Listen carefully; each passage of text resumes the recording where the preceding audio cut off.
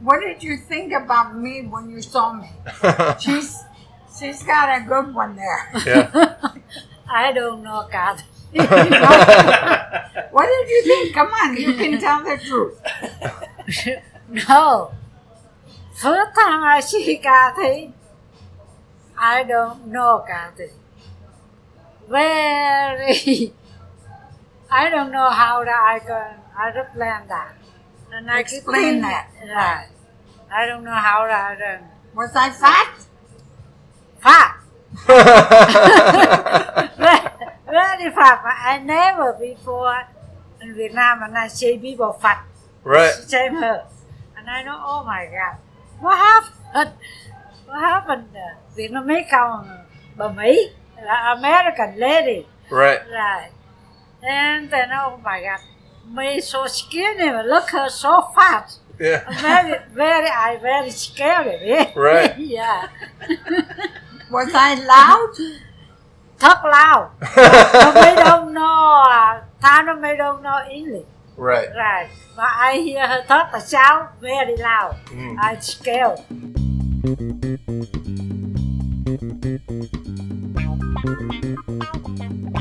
Welcome to the next episode of Pangkong Podcast, and here is Nick Jimenez leading the show. Like I always say, the next episode. It's this episode. It's the one That's that true. you're listening to now. You're right. I'm Nick Jimenez. I'm joined, as always, by our host, chef, chili cook-off champion, and 8th grade basketball MVP. Those are all factual except for the chili cook-off champion.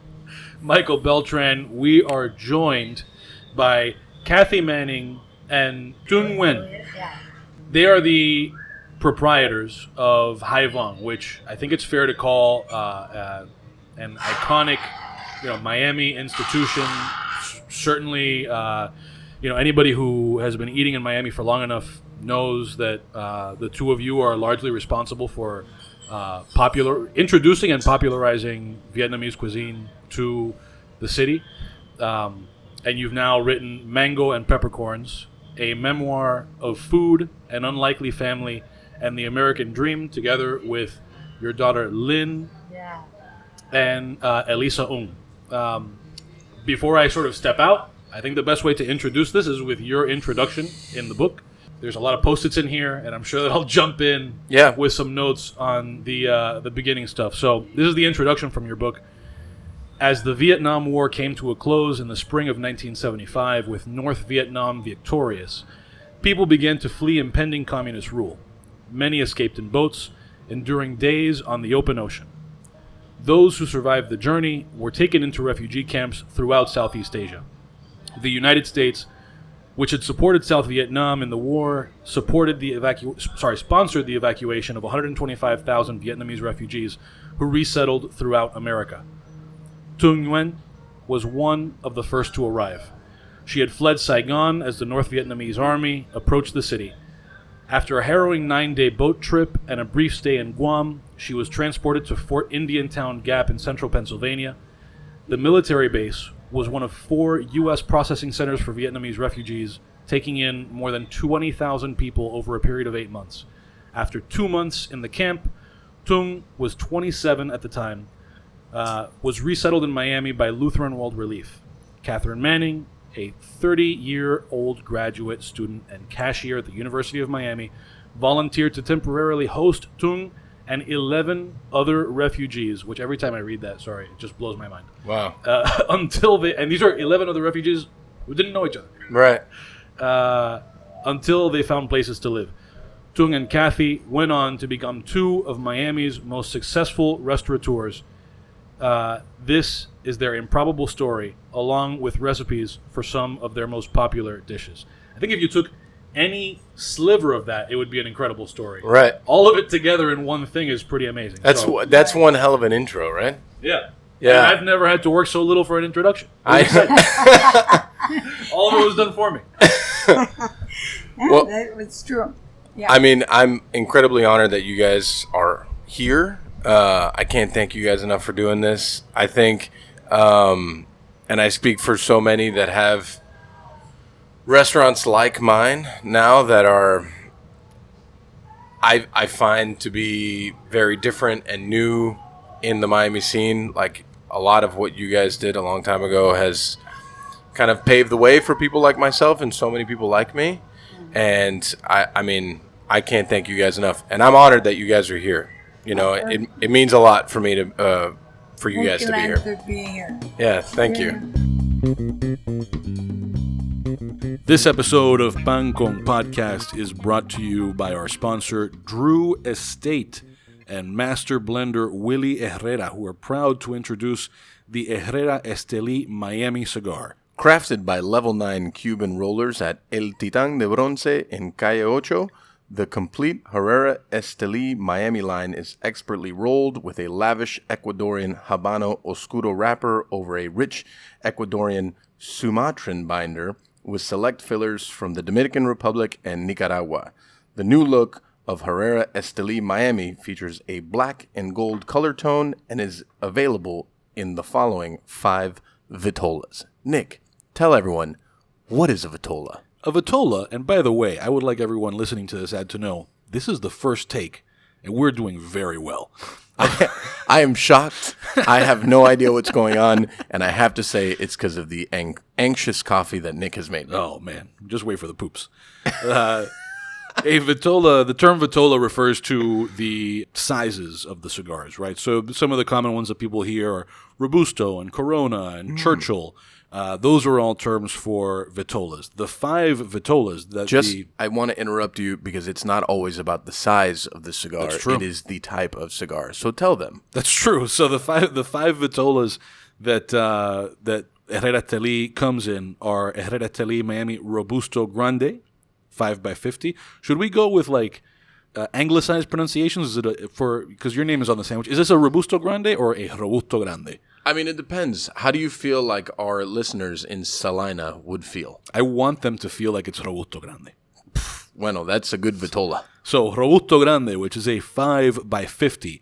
By the way, for the uninitiated, 5x50 means it is 5 inches long and 50 64ths of an inch in diameter. So close to 5'6". So just so you have painting a picture here in your mind. Robusto Grande, which is a 5x50. Toro Especial, which is 6x52. Lonsdale Deluxe, a 6.5x44. Pirámide Fino, 6.5x54. Short Corona Gorda, which is 5 3/4 by 48. This cigar is exclusive to Drew Diplomat retailers. For more information, you can visit drewestate.com. That's DREW estate.com. Or follow them at Drew Estate Cigar on Instagram, Facebook, and Twitter. Mike, you had this cigar. I know that you're a Drew Estate fan. I am a Drew Estate fan. I'm very glad that they've come on as a partner. As a general rule, I want to make sure that to the extent that we can, and we've pulled this off so far, we're only partnering with people and taking money from people whose products we're actually into. Like Santos. Absolutely like Santos Sangria. Santos Sangria. I actually have told them, like, I'll give you an ad because I'm out of Santos Sangria. Right. I have to say that after going through this ad, one of the things that sticks out to me the most is how very much I feel like this is softcore Cinemax porn at 11 o'clock. Explain to everyone a rich Ecuadorian Sumatran binder, how that doesn't sound very sexual. Listen, I don't know that the people at Drew Estate would object to our selling them as a sexual product. Yeah. But in case anybody's curious about what that even means, so Ecuadorian Sumatran binder. So Sumatran is not a style of... That's the thing. Of sexual style. It's not a sexual style. Got it. I mean, although some people do sexual things with their cigars. All right. Listen, you opened this door. Man, we fucked this ad up already. Jeez. No, but Ecuadorian Sumatran. That might sound confusing to people who know their geography because Ecuador and Sumatra are both places. It is a Sumatran binder, meaning that it is a variety of tobacco named for Sumatra, but it was grown in Ecuador. And you see this a lot in cigars where you have an Ecuadorian Connecticut wrapper, which means that it's a Connecticut tobacco variety, but grown in Ecuador. People who listen to this podcast are going to hear us smoke. Pretty soon, we're going to have Willie Herrera, the master blender, on as a guest on the podcast. If you're curious about cigars, that is definitely one you want to tune in for. I have to say that I smoke a pretty good wide range of cigars, and I gravitate towards Drew Estate a lot. I think that the consistent how consistent and good those cigars are is like very rare. And we've talked about that a lot. Like, you know, sometimes you'll get a cigar and then it'll be great, and then you go back to get it like 6 months later and it's just not as good. Right. I've never had that experience with Drew Estate stuff, and it's like, I don't know. I've been a fan for a long time, way before they started paying me to say I was a fan. Right. Way before. No, it's true. Yeah. It's true. No, we've been to cigar shops together more than once. You've pointed out Drew Estate things. But that's what I I've actually smoked that, and that's awesome. The red label Herrera Esteli I smoke every week.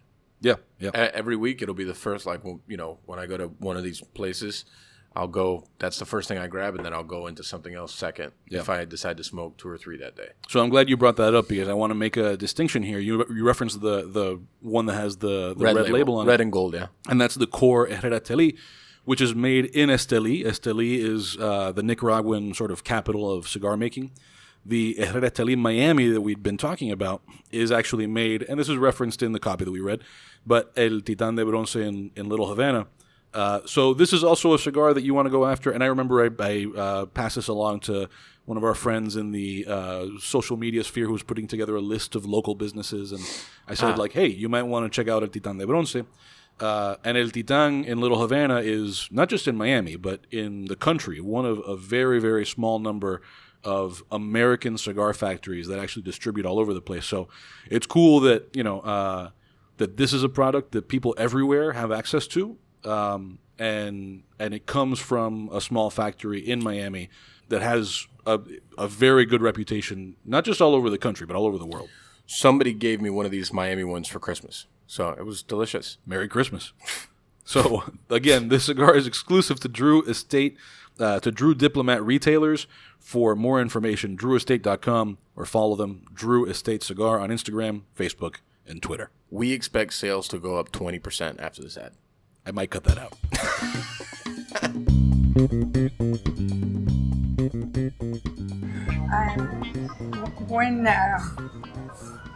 When we started, it wasn't easy. Right. I mean, we were the first Vietnamese restaurant in Miami. But before that, we tried to introduce Vietnamese food, like we sold at the Orange Bowl parade. Right. And so we paid money for a booth, and we made spring rolls, and people had never eaten spring rolls. Right. So we were trying to sell spring rolls, and nobody was buying, and I cut the price, and then I called it, then I changed, and I said Vietnamese hot dogs. And then I finally ended up giving them away.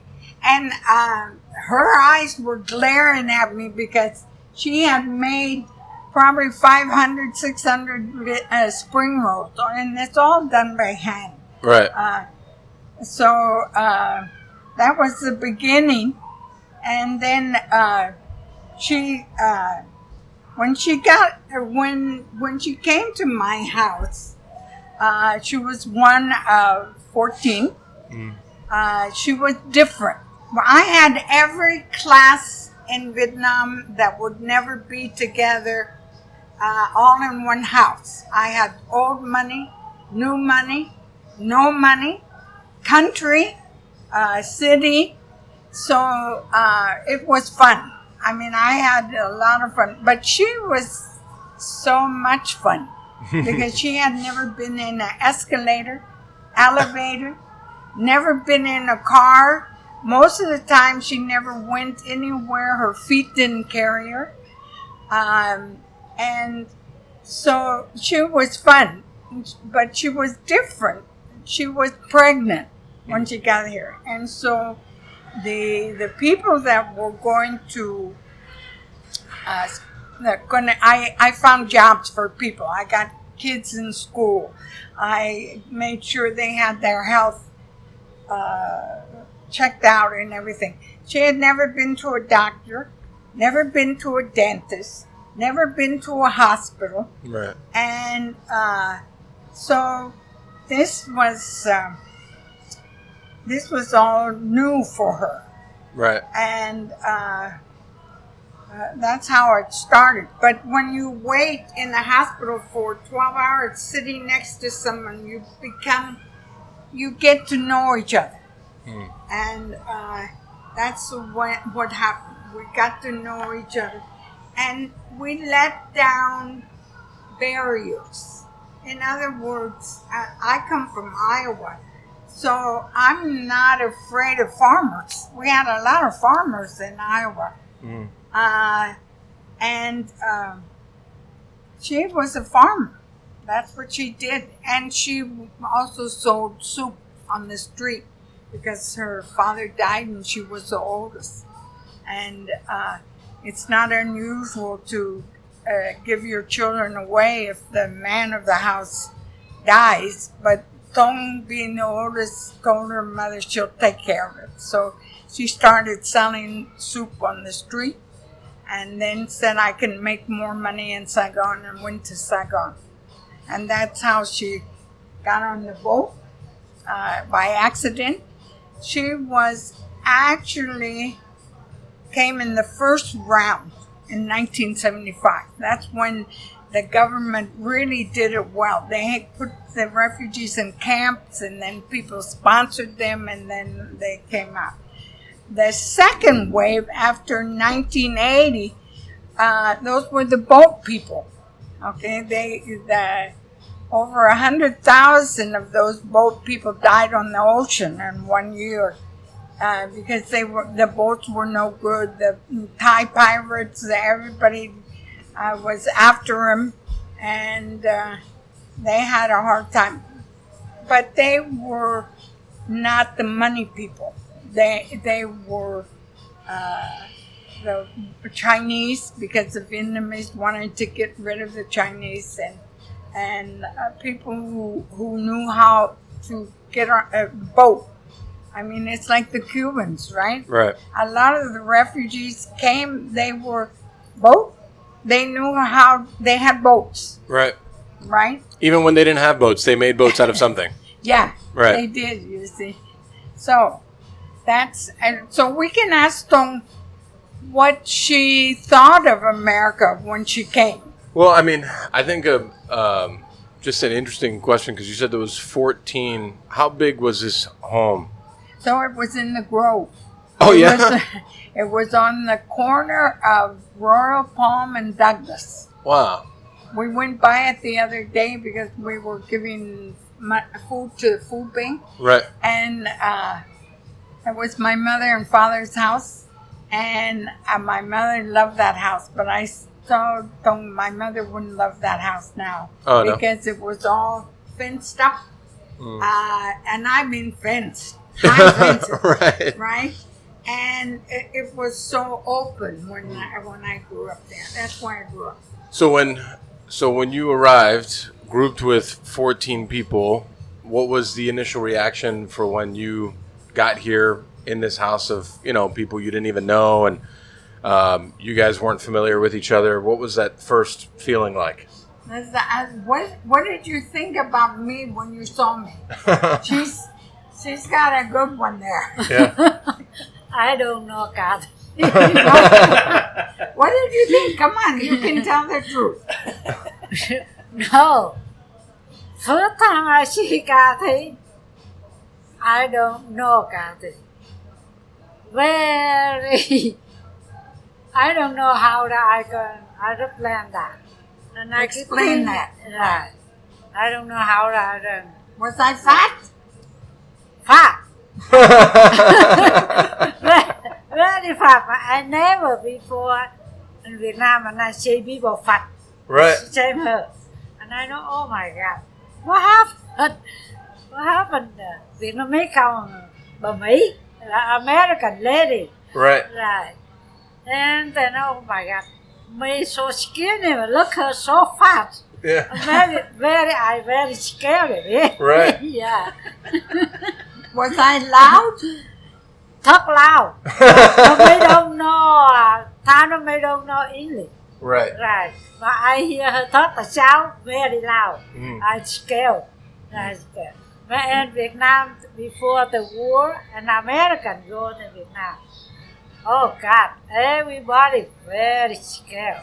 Yeah. Yeah. The Vietnamese were afraid of the soldiers. So, She had no contact with American. When she got here, she didn't know. She was just like a wave. She didn't know where she's going. They asked her, "Where do you want to go?" And she was in Pennsylvania, and she said, "I want to go someplace warm." It's like so. Then they sent her to me. But when I saw, now my turn. When I saw you, she was very skinny. She was pregnant. She had polka dots. She had what is called the al baba, which is the farmer clothes. Right. And they use whatever material they get. She had polka dot and striped pants, and she was very skinny, except she was pregnant. And she had many marks on her face because she had smallpox. And so I thought she was a little ugly. And she thought I was fat and laughed. But perfect pairing. It seems like everyone loves each other right away. Oh, but then you know what happens is that you begin to. My good friend, who I had gotten one brother out for her, who was one Vietnamese with all American. She said, "Don't talk to Tung; she won't understand." You know, because they do. I say it lovingly because we have caste here too. The color of your skin, the accent you have. This is not a casteless society, you know. But in Vietnam, the farmer is the lowest of low. Crazy. And there is. Let's ask her. How about the farmer in Vietnam? Was there a way up? yes. From Vietnam, very different from here. USA. Right. In Vietnam, small farmer and very hard, very tough, no easy. Right. Right. And buffalo. Water buffalo. Right, water buffalo, and go in front, and to back, and have the what you call over the girl. Right. Very, very hard. I come here, everything so different. Right. Very different. And I keep thinking, oh my God, America. Everything so different. Very different in Vietnam. Vietnam farm so hard. Everything so hard. But here so easy. And I like farm, but no hard farm. Right. Yeah. She has a huge garden at home. Oh, She has Asian vegetables. She has a huge garden, and now she has flowers. I mean, she has orchids, and her people walk by the house and see her garden, and we gave her a sign that says Tung's Garden. It's hers. It's hers. She tells me, "You go inside." When I want to help or something, she said, "You go inside." Yeah. So I think there were a few things that each of you touched on about Tung's experience of America. And of course, being Cuban, I'm reading this book, and I'm reading the initial parts about this flight from conflict with communism in Vietnam and ending up here. And so there's so much of it that is very relatable, I think, to so many people in Miami, not just Cubans, but Venezuelans and Nicaraguans. And, and then there are, for example, you mentioned, and I think in the book you also talk about, Tung, your first time in an American grocery store and just this abundance and the variety. So there were things about that were so relatable, but then at the same time, there are these other things that are in such stark contrast with waves of refugees from the Americas, where the culture isn't quite as removed from American culture, right? It still has ties to Western Europe, and so, for example, so the two things that stood out, one is relevant to that cultural proximity and one isn't. One was, in Miami, so many people have the experience of being sponsored by relatives. And so they go through that experience either with relatives who went through it themselves, and so you have this sort of guide, or close friends, or even just people you meet because you relate, because you're Cuban. In this case, you were going through it with somebody, you were going through all of it for the first time from any perspective.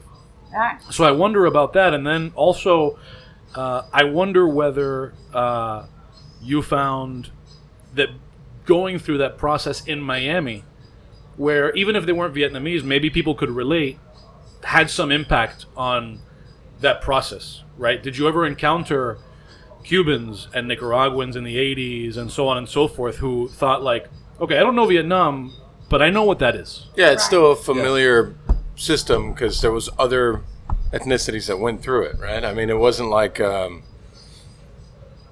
mean, it's an interesting point. Right. No, that's a really good point. Then, okay. So, what was it like being a refugee here? And it's a process of growing. I mean, and also, basically, we have the same value system, but in a different way. She works. She came into my house and started cooking for all the Vietnamese. They all knew it was her job. She set up beautiful table menu, but then she never sat down. So I would say, "Where's Tung? Where's Tung?" So I was learning the Vietnamese culture. I didn't know anything about the Vietnamese culture. I didn't know how their culture thought about things, and but I learned and I saw her relate to them, and I saw that she didn't sit down. And one day I came home and she was in the garage crying, and they had blamed the one kid had gotten chicken pox, and they blamed her for the chicken pox, which has nothing to do with smallpox, But that's happened. So I saw her tenacity, her strength.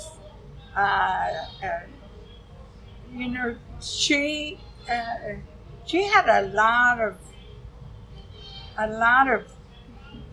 I kept seeing a lot of strength there, because she had a daughter.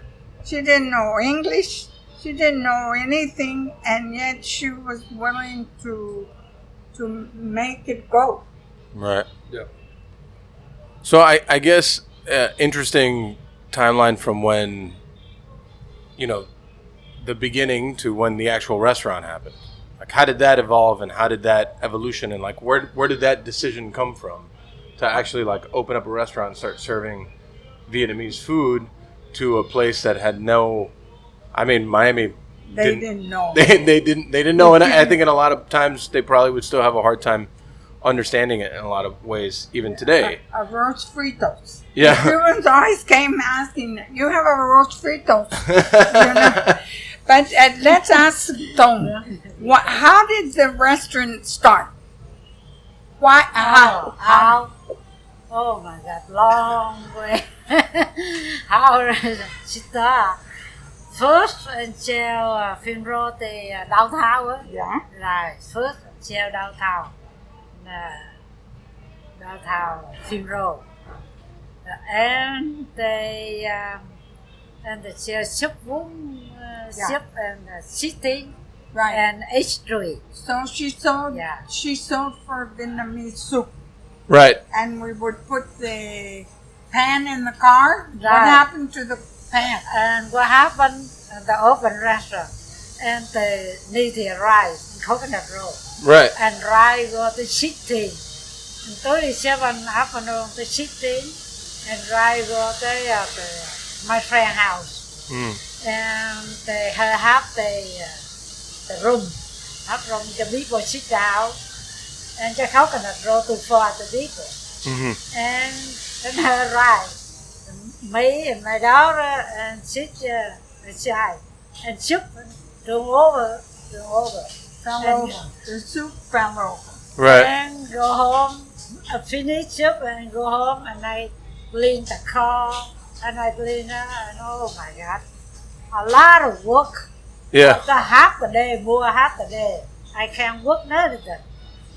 And I told Kathy, look at Kathy, go look the room. Small room, okay, high. And they small and have to share all the soup.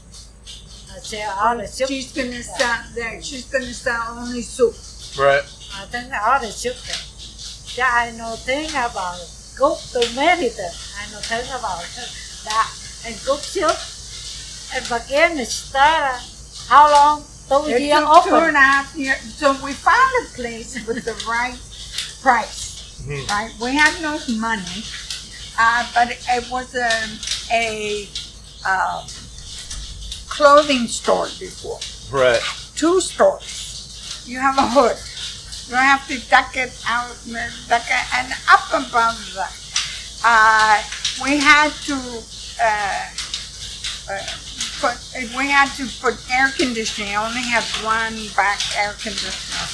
Anyhow, we had the city. We put up drywall, and her job was to paint and sand.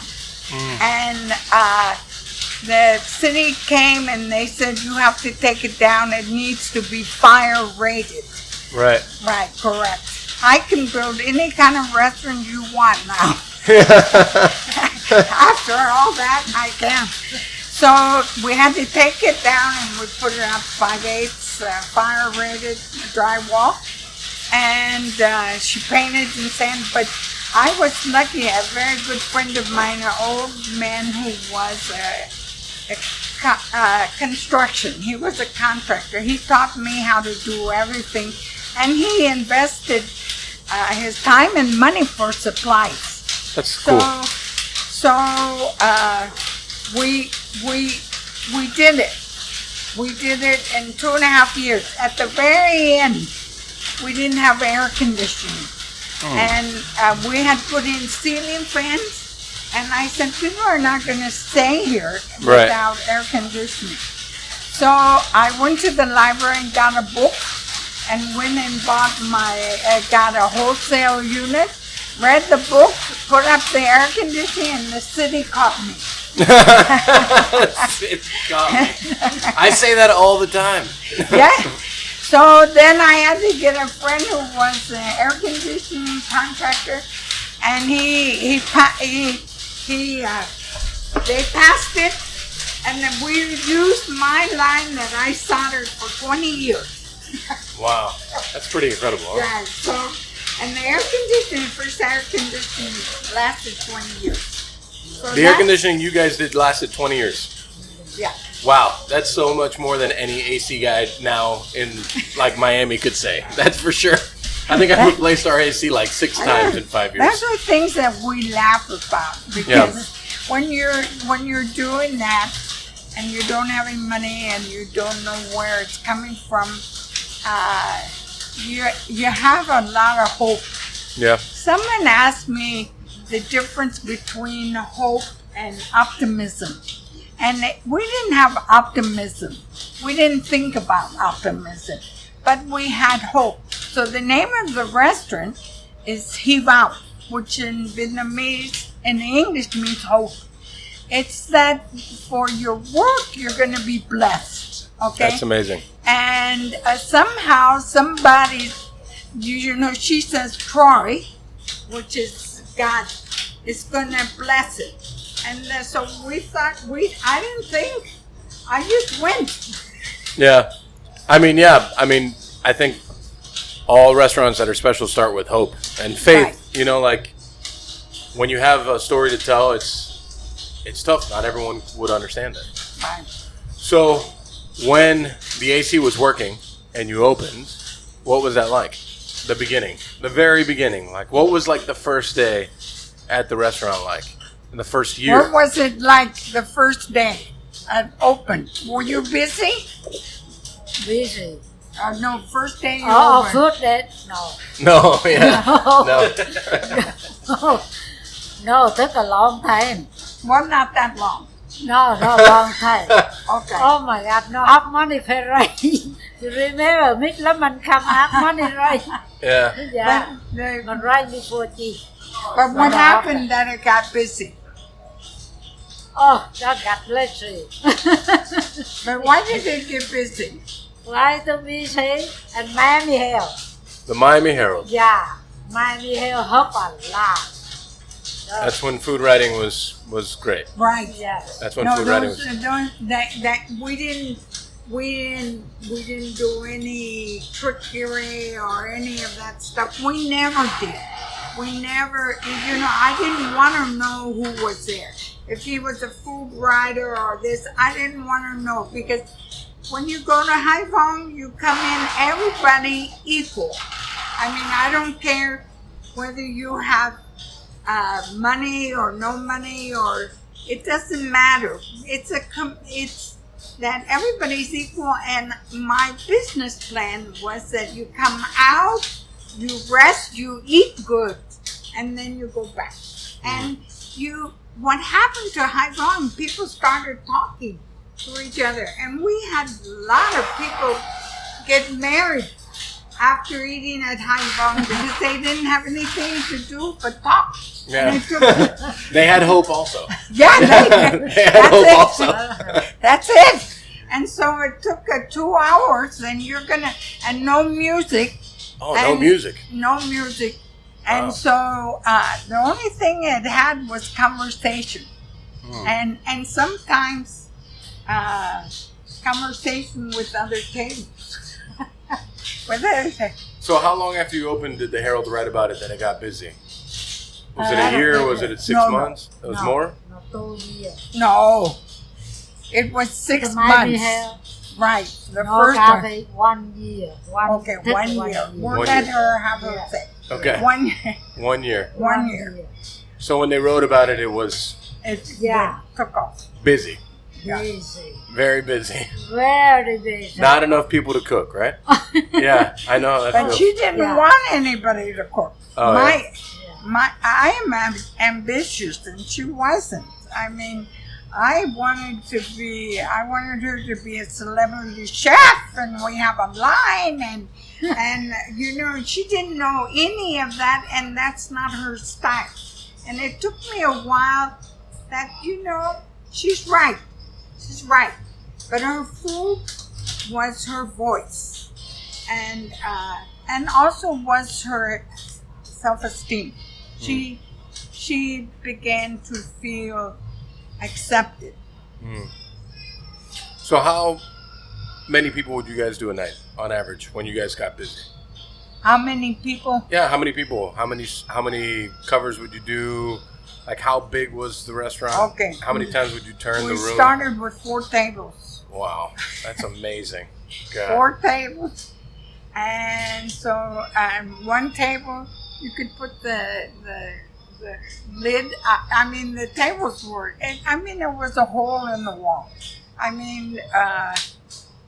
But we got better with years. Right. I mean, you had to go to the restroom. In the restroom, you go through, and then the restrooms are on each side, but you have to go in the alley to go back in. Right. So you had water. You had to step down, and sometimes it rained, and the water would be up to here, and these women would come through with beautiful heels. We used to laugh. And if they didn't have to go fast, they said, "Okay, thank you," and they went back. If they had to, they took off their shoes and walked in the water.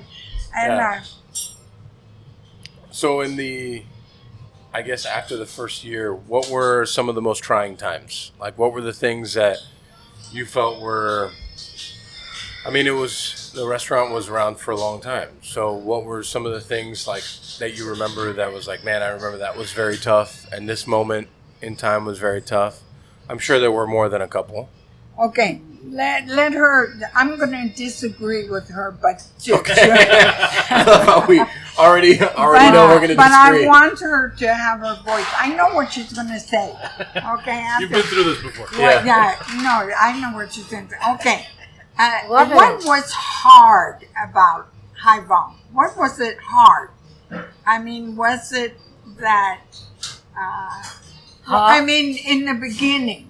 Right, beginning mà hard food and hard work and hard.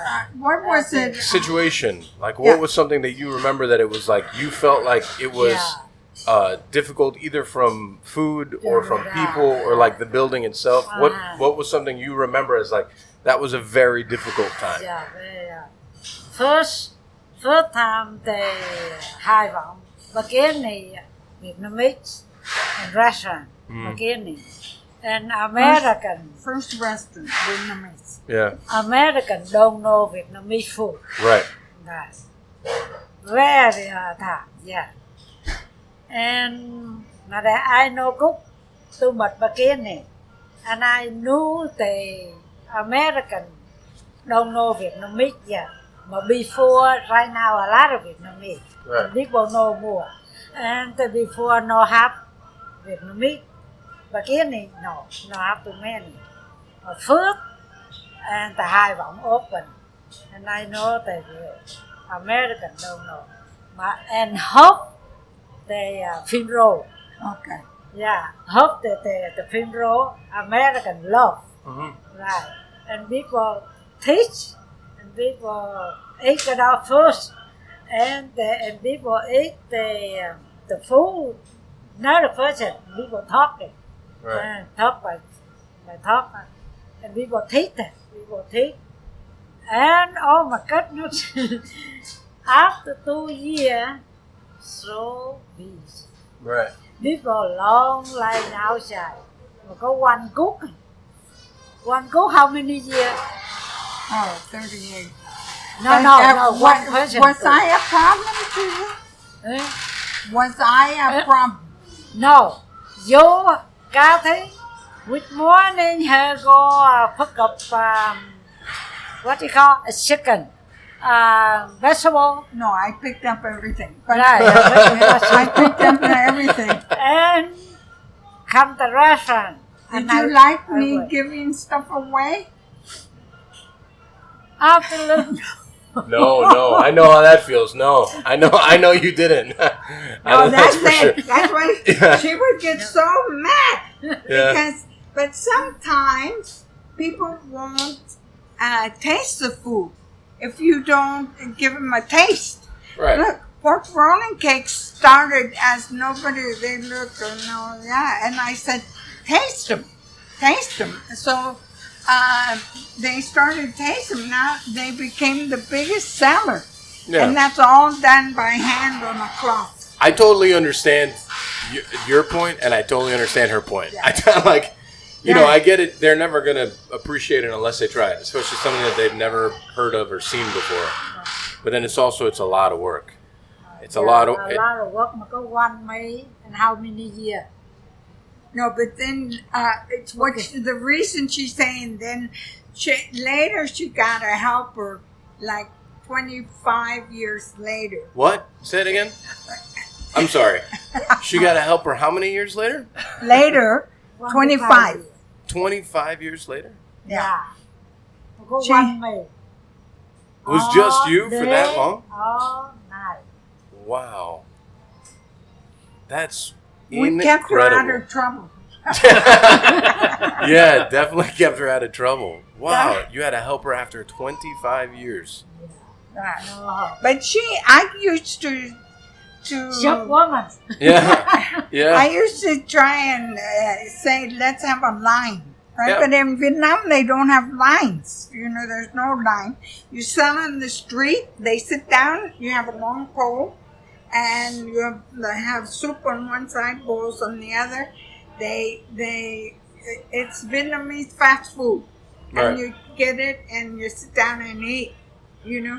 So 25 years later, she got a helper who is still with us, who is, and she taught him how to prep and how to put the bones for the stock. What else? Yeah. Here, I'll give you time to talk. Oh my God, a lot of teachers. Yeah. Yeah, a lot of teachers. And I don't know, different people talk, no listen. Right. And I teach. Yeah, I know how that feels too. They never listen. I teach. I show them and how to on the boom go inside stuck about weeks, and I try and I leave alone, and I work harder than I leave alone, and 3 hours, and I turn and I go. I check the boom. I know okay. It's short boom. Nó have to be wing, and they nó have ác tail, nó have big boom, Right. and short, a lot of short, and the big hand and stuff. Look like I don't know, look like what. And I told them on more boom, and on about 3 or 4 boom. And I go work another and I come back and I check again. And I took off the bubble on top. Yeah. And I saw a lot of water and no not the boom. And I know okay, come on, I need the boom. I go, I took boom, I on, okay. Mà I let him look, cho him look, and on the boom, go hot. My stuff. Right. Right. I know like the black boom and stuck no to wear. And I can cook the food. I have to teach it a long time. Long Took time. me a long time. Yeah, I mean, to do things the way you want them to be done, especially that it's so important to the overall thing, takes a lot of time. Yeah, A lot of time. So now that, because I think, this is a good opportunity for me to jump in and let people hear a little bit of this book. Now that we're talking about Tung's work ethic, you brought up the 25 years before she had a helper. 25 years before she had a helper. So, 25 years. Remind, how old are you at the point in the book where you're making bricks in Vietnam? You're about 16 maybe? When she started cooking? No, making bricks. Oh, make the bricks. Yeah. And 13. About 13? Yeah. So, just 13, but it's still really not too much. So, just to give people a sense of what's going on in this portion that I'll read here, the idea is that in the part of Vietnam where you lived, it was sort of split, between people who lived in brick houses and people who lived in homes made of rice paddy stalks. And so this was Tung's master plan to build a one-room brick home for her parents when she was 13 years old. So at this point, you've approached your boss at where the bricks were being made about the proposal that he pay you in part in bricks. After getting over his surprise, the boss said I could have 1 brick out of every 10 that I made, and that it would take about 6 months to meet my goal. I was so happy and got right to work. Because I had spent so much time watching what to do, I made bricks much better and faster than anyone expected.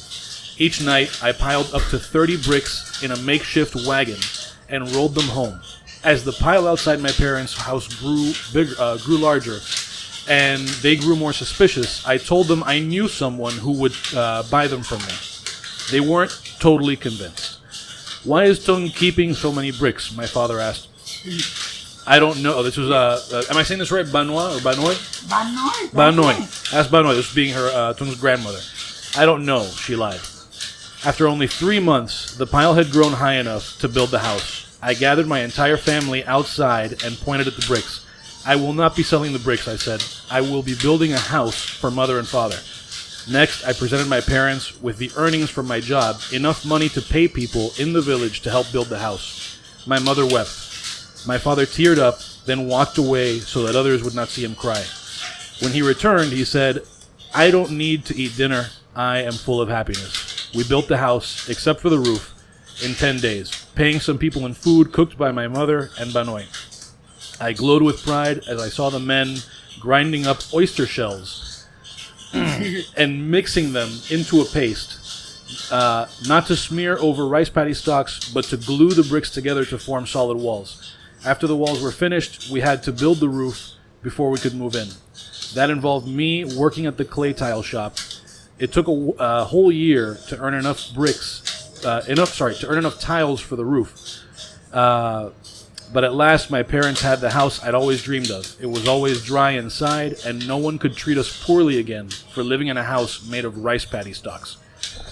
Which makes me think that's the sort of person who goes 25 years without a helper. I mean, and it's still like when you say that she's making 30 bricks. I mean she's taking 3, and it's just like, I mean, that's incredible stuff. I mean, I'm still thinking like 25 years until you took a helper. 25 years until you took someone else in the kitchen to teach, because then you had to teach them, which took a lot of time also. So, wow. Thank you. Yeah, I don't know, like, I just feel, I hear so many chefs talking about, like, yeah, you work so hard. I'm like, nah, man, you really don't work that hard. I mean, you're not working for 25 years without a helper. I mean, that's incredible stuff, So, just a question: when you took the helper on, cooking for the restaurant, how many times would you change what they did in order to serve the food? Because I'm sure it took a while before you trusted what they were doing to serve. 25 years. No, okay. So, so you're one helper. Yeah, who one is helper, still yeah. with us. Right? Yeah. And now he puts on for the pickups, he puts the bones on and everything. How long did it take you to trust teach him? Yeah, to Right. trust him. Like to You trust never him. trust him. Look at his face. Just like, I still don't trust him. That's crazy. Trust, never. Like, no. That's why this question was so confusing. Yeah, I was like, I got it. No, it doesn't make any sense. No, I don't trust him now. It's great. It's fine. No, she doesn't. No, she doesn't. But now. That's so good. No, I don't trust him still. That's amazing. How long has he been with you? Now he's been with us 20 years. Yeah. 20 years, and you're like still like, nah, I don't know. I don't like him that much. It's fine. But she is a perfectionist about what she does. Which, yeah, that's why it's so good. Right. No, that's true. That's why it's so good. True. You should see her stock. It is unbelievable. But how long before you let him do more? She made him clean shrimp. Long time. I'm still considering it. I don't know. He's still working on his shrimp peeling technique. Yeah. Sometimes She he- made him do the shrimp. She asked him if he was sleeping. Oh my God. Him lean tree. Begin him lean. I asked him, go lean tree. Yeah. Có 5 pounds. I work and the my job. About hour, and I know see him come back. I know, okay, I weigh a little bit more. And 30 minutes more, and I go next door. And I saw him sit down in the chair, and he walk by one, and up by one. I know, oh my God, what happened, man? Look, 2 hours, I know she finished 5 hours. It's like paint dry. Oh yeah, I know my that God. feeling for sure. Really. And then, okay. And off, and okay. I give you 10 more minutes, but have to finish and come back work. Till 5:30 open. Okay, come here and help me cut the scallion and everything. Half hour, 30 minutes, and I come. Look, có 2 hours and half, but no finish. I know, okay, come back here. Go kitchen, go back here. And I run the shrimp and go back into kitchen in the table. And I can look. Okay, I show you this time the 5 times. So easy. Why you took so long? You took off skin, this one out. You get this one out. And the ready, and you cut it off, you took out the flap and the back. Right. Oh my God. If you leave the rope, Yeah. and she never, that's what amazed me, is she takes out the ink or the line, but she never takes out the roll. It's not, The roll and shrimp and the roll, the color The roll, roll. right? Yeah. And the roll. You cook, right? You cook and you fry and you cook with vegetable in the one you cook. And you eat the shrimp, the taste. The taste the roll the roll. dry. The roll The gives taste of flavor. Yeah, of course. So she Not did. the level, the carrot. So I want to ask her why some Vietnamese ask her, look, there's no turkey wing in Vietnam, right? Why you put turkey wing? What made you? And why did you put turkey wing in your stock? Why I cook turkey wing and chicken and pork and beef. Very different in Vietnam. Okay. Yeah, very different. You know why? We here and chicken and beef and the what shell and the No, rice, the shell. Right. They eat differently. Yeah. In Vietnam, Different. they eat the rice shell. They eat the shell brand and the rice. Right. Wrap up the rice. Nó thích good. Right, no need to be good. But come here and need to be good. Why? Because Why more the Flavor. level more strong. Yeah. Right. More strong, more teeth. And you cook everything. Yeah. You cook everything and nó come out with food. Everything. So you add turkey, which is not common in Vietnam, because flavor is more like a bigger animal too. I'm assuming more Yeah. bones, thicker bones, things of that nature. what she's saying is that the bones here don't give enough flavor. Right. So she takes a lot of bone, and she found it not rich enough. Okay, and meaning it doesn't mean that it's so rich, but it has to be to her flavor. Of course. So she tried turkey wing, or turkey legs sometimes, but she loves wings. Yeah. Wing. Wings are delicious. Yeah, I'm with her. I get it. You I get totally it. understand it. Yeah, he understands. Yeah. I understand. I understand all the delicious things. I do. Yeah. So I think something that's interesting is at the very beginning of the restaurant, let's say the first 2 years, what were you surprised with that people really enjoyed food-wise, that maybe you didn't think people would like, but they ordered a ton of and you were surprised by? Oh, that's so funny. There are several things.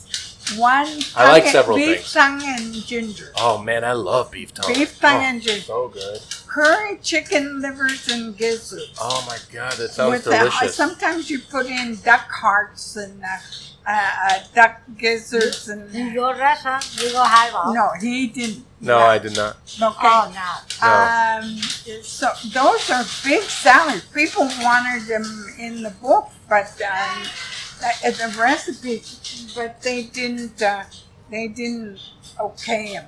So, Why not? I know. So I'm giving them on our YouTube station. I want to watch this YouTube station. Yeah. Because You'll see here. that sounds like that's right up my alley. All those things. Right. So you said curry of duck livers and hearts. Right. So we put them all together. You put chicken livers, hearts, and also when you with her, you never waste anything. Never. Okay, never. Never.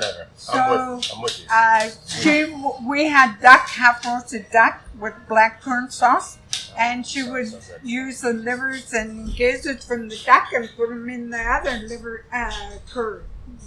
It was spicy a little bit. Also, spicy kingfish with pineapple. People loved it. Yeah. How did you cook the kingfish? Just like in a broth, or? How did you cook? Curry kingfish. Not curry kingfish, the kingfish, spicy kingfish. Or spicy kingfish. Spicy kingfish, you cut the leaf. You cut right. Steak the fish. And you on the pan. Mm-hmm. On pan, and you cut the tomato and pineapple. Right. You on top. Mm-hmm. You let about 10 minutes.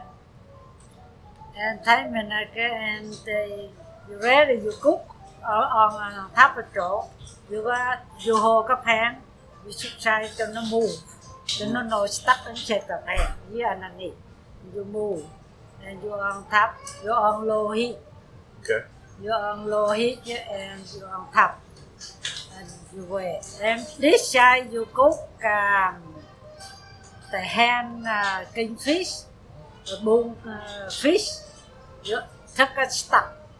You add you on top. Right. Get the kingfish.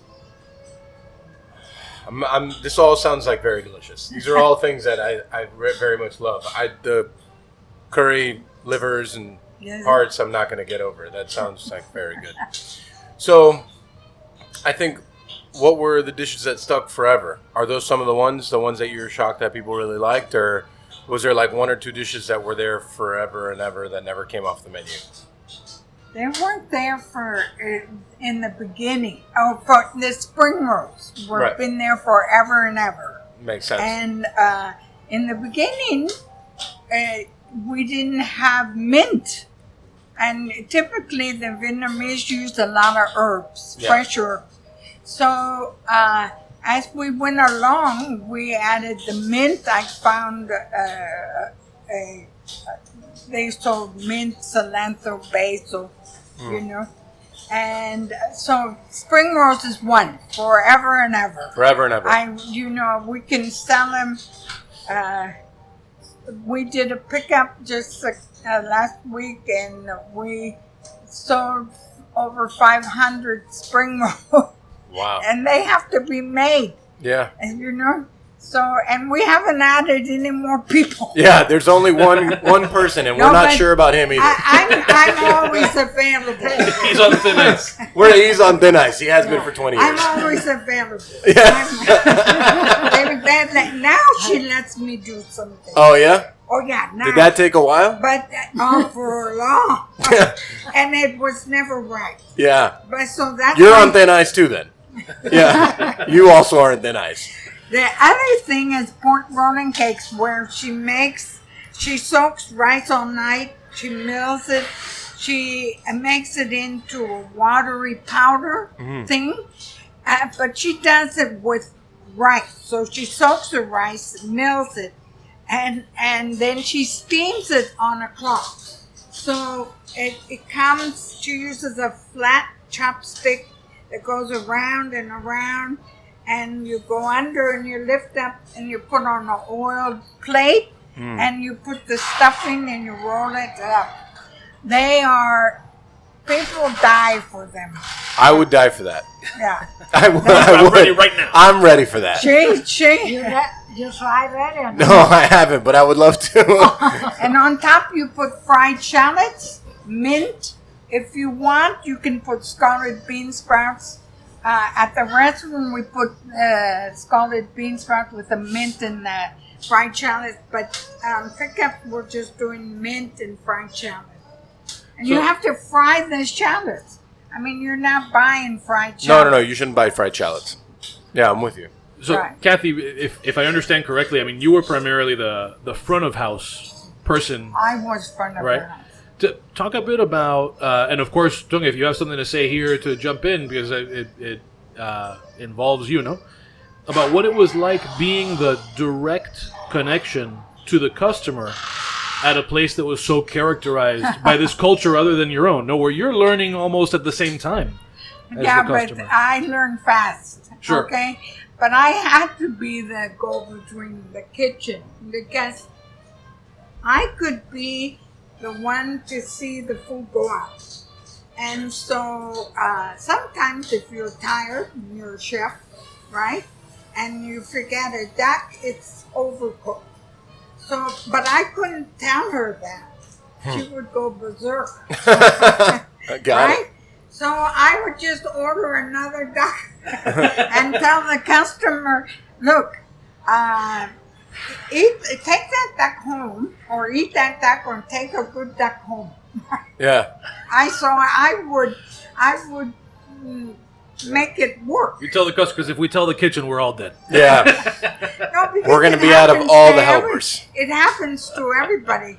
Yeah. You know, and I knew it, if it was good or not. You know, if it was good and they complained, you know, I'd say I knew what was good. But what about from like more from a cultural standpoint? Because I imagine, especially at the time, customers must have had all kinds of questions. Oh yeah. So I guess that's what I'm thinking is That's my job. Yeah, exactly. So what was that like for you? Being, of course, without the food, none of it happens. But Right. but ultimately, I it couldn't have happened without you because someone was needed to translate in a manner. Yeah, of speaking. Right. it was a middle person. wrote in Vietnamese on the check that I gave her. So I didn't write spring rolls. I wrote chow yao.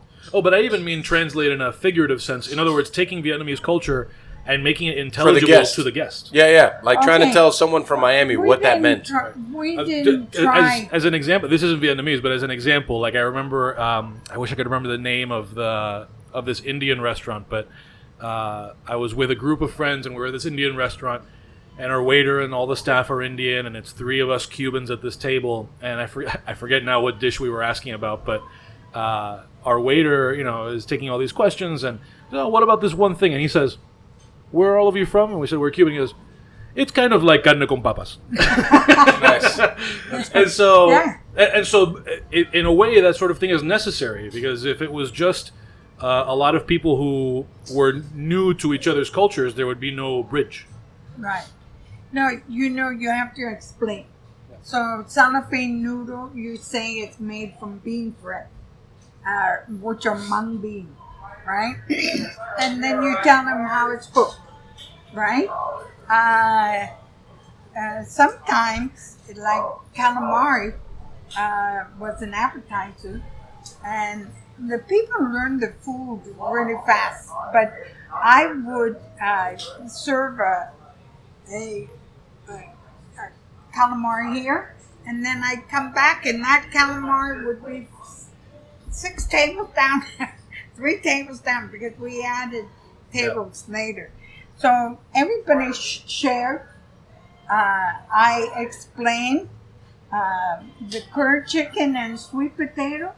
The Cubans would come, I want the sopa pollo. That sounds like our people. That's for sure. Right. And I knew what they meant. I got to know my customer. I like to take the orders. I would say, I would say, okay, today the barbecue pork is not that good, so don't order it. Yeah. Because we can eat it. You know, why are we going to serve? So it was a combination. She didn't cook anything with compromise, but I wouldn't serve anything compromised. Yeah. So, I mean, not that we can't come back to the restaurant stuff, but I want to make sure that we transition a little bit to the book. Yeah, so that people listening, you know, have a sense. You know, and I read a little bit from it, but one of the things that I love about it is, you know, I think that the story it's such a rich story, and it's clearly given priority in the book. So for the person who hasn't picked it up, it's a memoir, but it sort of switches back and forth between your voice, Kathy's, and your voice, Tung's, and And I'm not sure, but later on in the book, because I haven't finished it, does Lynn's voice come in as well? Her voice comes right. in. So Lynn being Tung's daughter. Right. So talk a bit about, you mentioned, I think maybe before we started recording, how much you learned about each other and how much you learned in the process. I guess, broadly speaking, how did you settle on that format for the book? Because it could have taken a lot of forms. Right. And what is it that you learned? Okay, the format, because everyone has a view. So I personally think that in the book, her view comes out strong. I mean, I think I'm the villain in the book. I'm blamed. And she says, no, you're not the villain. I said, well, I'm the one who lets the water get shut off. I'm the one who gets the lights turned off.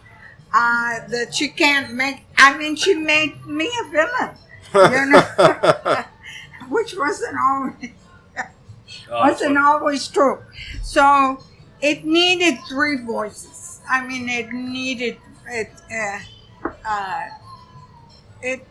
And this time she got her voice heard, and that was important because doing this book, we laughed a lot. We remembered a lot. We found that we accepted each other eventually. She left Hy Vong at one time because she was mad I wasn't making money. But that wasn't my purpose in the rest. No, my purpose was she was one who was very business. I was not business. I didn't. So she left, and left for how long? 2.5. No, 2.5. Yeah. Not even a year. I love that. Not even a year. 3 years, 6 months. No. It wasn't long, and there were my pride got in there because she thought that I couldn't do it without her, and in fact I couldn't do it without her, but I wasn't going to tell her that. And Tung, I wonder what was, and it's funny that you mentioned that Tung was all business. It makes sense because you were practically a general contractor at 13 years old with these bricks. Yeah, sure. I wonder, what has it been like? Of course, you've been through a whole career in hospitality, no? But I wonder what it's like for you to have it sort of culminate in a book of all things when, part of the book is about how you skipped on school to pay for your siblings to go to school. And, you get here and some of these other people in the house wouldn't even want you sitting at the table. I mean, there's got to be something almost surreal for anybody, but especially for somebody with that refugee experience, which of course we can relate to now be in a position of, that you're doing a book tour of all things, coming from where you came from. I'm going to let her talk, but I just want to tell you one thing. I watched Tung every step, and I saw her growth, her self-confidence, her knowing that she is somebody, that she has worth, and I watch every step. But at one of the pop-ups, and just like a year ago, the people started clapping and stood up. And I told them, come out of their kitchen because they want to thank you. And she came out and she cried and she couldn't talk, right? And and when we went home, she talked and she said, they clapped for me. They clapped for me. And that was when I knew that she knew she had made it, right? And this was about a year ago. About a year ago. That's when you thought you'd made it. Yes. No, I mean, I think like 30 years in any restaurant right. is like, that's... No, it takes time. But she can tell you about how she let the the Vietnamese know that she had made it because with Vietnamese, it's what you have Right. that is going to help you. You know, they wear gold and they, you Right. know. And she let them know, because in the beginning I said, why do you let them talk to you like that? You know? And she said, wait. And I said, okay, wait. But then one time, she invited people who never would have come to her, sat down with her. These are people with money. She worked through that in years. And you want to tell them the story? No, okay. right. So we're having dinner, and she's inviting people, Vietnamese over. And she makes sure her garden is beautiful. Her house is extremely clean. I look at her and she has dressed up so beautiful. I said, wow, don't. Because usually you work and you don't have time to dress up. So the people come and she shows them all through her house. I'm laughing, because I'm laughing at the culture and what's happening. Yeah. But it's a happy laugh. It's not a judgment laugh or anything. Every growth of her was happy for me. So anyhow, she showed them the garden, the house. They ate her food. They sat down at the table with her. And I think she, at that time, was saying, I made it. Yeah. And then later, they invited us over. And I said to them, you know where we're going? Because the people wouldn't sit down with her. They had money. They wouldn't have accepted her thing. But in America, they learned to accept her. And so we went over there. We had a good time. She was gracious. Tung was gracious. She was successful. And that was another time where in her own culture, she made it. Did you make it? Yeah, now I'm making it. Now you made it. Oh, you've made it. You far beyond made it. Yeah. I mean, it's Very far behind. I make it. Now Right. I make She was far behind, she's saying, but I made it. Yeah. Yeah, I think that I think anybody who does a great thing is sort of late in recognizing that they've made it. Everybody else seems to know they've made it, and the Right. person is never satisfied. No, because it has to happen inside. Right. I think a lot of people would have said that you made it a lot longer than a year ago. 30 plus years ago, even before No, that. that's true. Yeah. But that's when she knew inside. Yeah. It takes time. It does take time. So, unfortunately, she's not here. Mm. But I would love to know more about Lynn's involvement in the book and what it was like. Not only what it was like writing the book with her, which for this hasn't come up, but I guess let's talk about this first. In the book and a lot of the promo materials and all of that, there's reference to Kathy. You're helping raise Lynn. Right. Talk a Because bit about I had that. the fun job. I had to take her to ballet. I played with her. I couldn't have cooked for her in the beginning. I had the fun job, and her mother didn't speak English. She was working all the time, and she would tell me, "Take her there." All her friends. I went camping with the school. That was my job too. So Phung Nguyen and I were very close. I was never the mother. I never tried to be the mother. Right. Some Vietnamese even ask us, were you a Nguyen Manning family? We never thought about it like that. We weren't a Nguyen Manning family. We were people who mixed, who began to see each other as people. And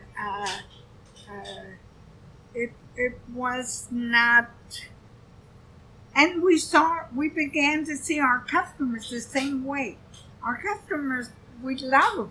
I love our customers. They're my family.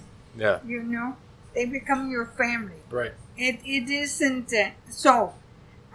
But she was always the mother, and every time we talk about the book, Fungi's crying. Lynn, Yeah. I call her Fungi. That's what we do. We crucify every name. Now her name, though, you know, is Lynn. Lynn. Yeah, it's just Lynn. Bad Lynn. You know? I could never call her Lynn. Yeah. I always call her Fungi. But she was the joy of her. Yeah. And you know that she never had an opportunity for school, but her daughter went to Harvard. That's the other thing. Man, that's amazing. And got her master's from Cornell. And that's the other thing, because in Vietnam, they don't think you have the ability, if you're a farmer, to raise anybody that can move up. Yeah. You know, I think something that means a lot to me is like over the lifespan of a restaurant, one that's been around for that long, to see the evolution of it. And like, I mean, there's so many stories that go on in that time, you know, in 30 plus years. I mean, we've only been around for 5 years, and there's already like a plethora of stories I could only imagine over that lifespan. What's one story or one instance that really stands out to you, whether it be about food or people dining or something that happened in the restaurant, it got flooded, or something that is something that you'll always remember? Okay, I will always remember the custard. And I ran the front. I mean, I've been called all kinds of names. Me too. No, but people would say, Kathy, you know what you just did? You told one of the city's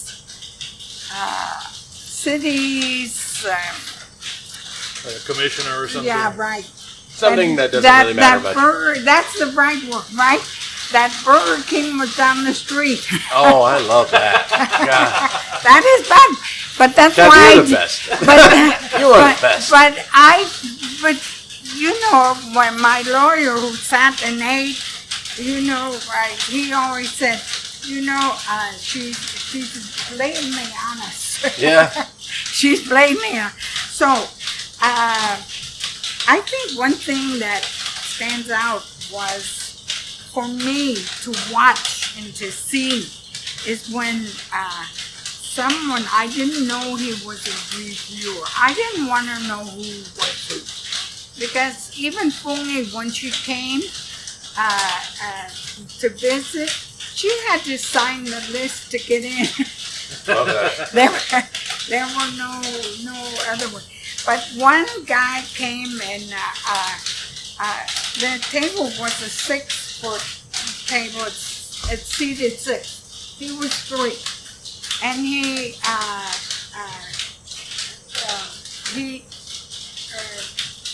wanted a table all for him, the 6th all for himself. And he said, "I'm going to order a lot."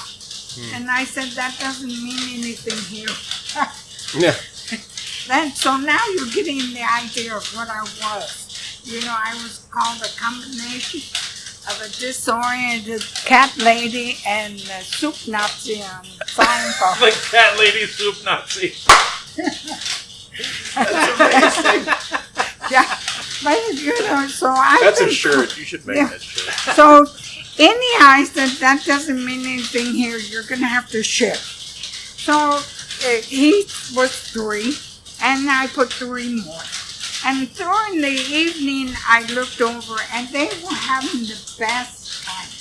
Yeah. And I said to myself, now he knows Hy Vong. He turned out to be a reviewer. And he wrote really a wonderful, to me, it meant a lot. He said about Tung's food that it reached for the heights and it made it. And he said but what was important is that he found humanity. And what else did he find in Hy Vong? And that meant a lot to me. Yeah. Because that's what I wanted people to find. I wanted them to find authenticity, humanity, acceptance, and that was my business plan. People come in, they sit, they talk, they relax, and then they go out there and fight the war.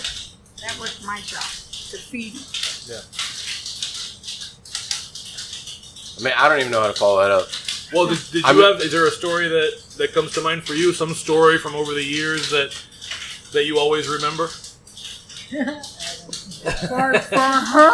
Other than your one helper that you're still not sure about, which is probably the highlight of this whole thing for me. No, for her it was everybody who went to the window and told her how good the food was. Yeah. And I think, was that important to you? Yes. Very Happy. important. Yeah. Happy. Very important. Yeah. Happy. Cool. So you want to do the? Man, I don't know how to follow any of that up. I'm just all kind. I want to eat so much of your food right now, and I can't thank you guys for everything that you guys have done in the last. I mean, you paved the way for so many of us. Okay, that's good. Yeah, I really can't thank you enough. No, he hasn't gone to the restaurant, but he heard about the restaurant. Oh, and heard it. We were talking. Now he wants to taste the food. Oh yeah, yeah, that would be great. Do you want to do the bonus stuff? A little quick. I don't really have many bonus things today. I'll help out with that. All right, you want to do the bonus Yeah, thing? we'll do the thing. That's good. So we're gonna wind down here. We'll do the recommendation thing. Okay. So we always end the podcast with everybody recommending something to the audience, and it can be absolutely anything: a book, a dish, a movie, as long as it's not yours. Oh Right. yeah. Right. It could be anything at all. Yeah. That's good. Do you have anything that you want to start with? Just I mean, it's a very boring parting recommendation, but I just rewatched Glory Road, which is a great movie about the first NCAA basketball team that had 7 African Americans on the team, and it was great. I rewatched it probably for the 25th time, and it was still good the 25th time. And I recommend it for all people. I think that's it. I mean, I really don't do anything but work right now, so that's the only thing I've had time to do. We understand that. I know you guys. You out of trouble. I mean, I'm Are lucky. you married? No, I'm not. But I'm lucky I have more than one helper. I still don't. I can't get over the one helper thing, and that's after 25 years. And we're still not sure about him. It's the best. Party recommendation: find the Now helper. you know her nature too. Yeah, I know. It's amazing. So I'm going to go a little bit of a repeat of a past recommendation from another episode, but maybe an episode or two ago, I had recommended a short documentary on there's a Vice series where they do documentaries about songs. The most recent one I saw was the story of the dance hall, the song that introduced dance hall, Jamaican dance hall, to so many in the United States. It Wasn't Me. Oh man, that's good. And the story of It Wasn't Me is actually also super interesting. So that is my recommendation. You can find that. It's a Vice short. You can find it on YouTube. Kathy, Tung, any recommendations for people? I always have recommendations. I love that. I think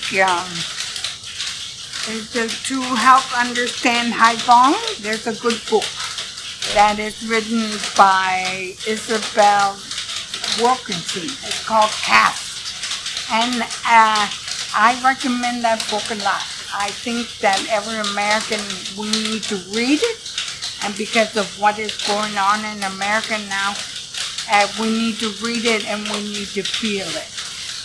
Okay. It was called. I'm sorry. It was called Cast. It's called Cast. Cast. Okay. And it's by Isabel Wilkinson, and it's a great. Got it. Okay. Okay. What about you? Maybe I don't know what to Okay. say. No. What? Okay. What about? So here's I mean, we could go any direction, but when you're not cooking, where do you like to eat in Miami? Oh man, that's tough. That is tough. That's tough. I don't know. That is tough. Yeah. This. She'd like to eat home. Yeah. She likes to eat at home. I bet. She eat anything, or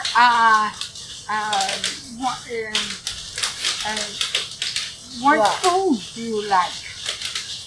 What food do you like to so that you When you're not at home.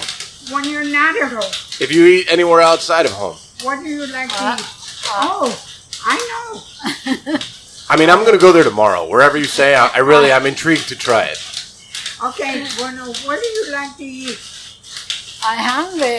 I ate No, but I don't know I eat. what you always fix it up, but where do you like? What about Kong Chao? Oh man, Kung Chao is the best. Yeah, Love it. I love Kung Chao. yeah, she does Kong Chao. Yeah. That way, if she can go somewhere, she'll go to Kong Chao. Now she'll say it needs this. And it needs. They need a helper. That's what they need. Right. Yeah, You know? and keep them on thin ice. Yeah, I love that. But she recommends Kong Chao. What do you eat at Kung Chao? Just so I can order the same thing. We ordered the beef. What do you or what? Soup. Yeah, so Soup beef. no, Yeah. because the Chinese make Vietnamese make chow. It's a rice soup, and it has chicken or ground pork or rice, and the Chinese make chow, but they call it rice soup. But they don't, and they put in fish or they put in Pa. yeah, and that is a staple for the Chinese. Right. Yeah, right. And when you're sick in Vietnam, you eat chow. So everyone go to Kung Chao. I love Kung Chao, so I feel vindicated that it's good. It needs things apparently, but I believe it. I believe it. All right. All right, and so shameless plugs. We'll let you just tell everyone, when the book launches and where they can find you online and all that stuff. I know you mentioned a YouTube channel, so let everybody know all the things that they should know about the book and Hy Vong. Okay, you want me Yeah, to yeah. tell? Yeah, tell 'em. The book is released March 16th. Okay. It's a Chronicle is releasing it. You can get it at Books and Books or Amazon or I like to support the local bookstores because we're all going through a hard time. What you can go to hyvong.com and that's a website. Mm-hmm. You will when I start doing pickups, you push a picture and it goes to your cart, and that's what. So you order that. It has choices, and you order. Yeah. And then you pay online, and all you do, we cook at a church or wherever at a cooking school, but we pack it and you pick it up at our house. And you drive through, and I have boxes all made, and you also choose a time slot, so we don't have it all packed up And you come through, and we put the food in your cart, and off you go. Do you have the curry gizzards? We do. Oh man, I You'll can't be all wait. over that. Oh, I'm so We ready. do. In fact, next time we're gonna do tongue and juice, tongue and juice, because our customers love it. I love it. and I haven't even had it yet. I love everything about it. And we're on, this is spoon in. Yeah. This is my job, not my job, but we're on Facebook. I do write on Facebook. Okay. I let breathe out. And also we have a guy who is putting up stuff. Yeah. He's a wonderful guy. He's in the Netherlands, and he's Korean, and so he is part of the family. Great. And some of my bus boys have gone on to do wonderful things. One is got his master's in, he's from Cameroon, and he came looking for a job. He didn't know English. He had gotten the lottery, and he had won a green card to come to America. He's now an aeronautical engineer. Wow, incredible. We have one guy who is a civil engineer, one guy who does networking with computers. He's a computer guy.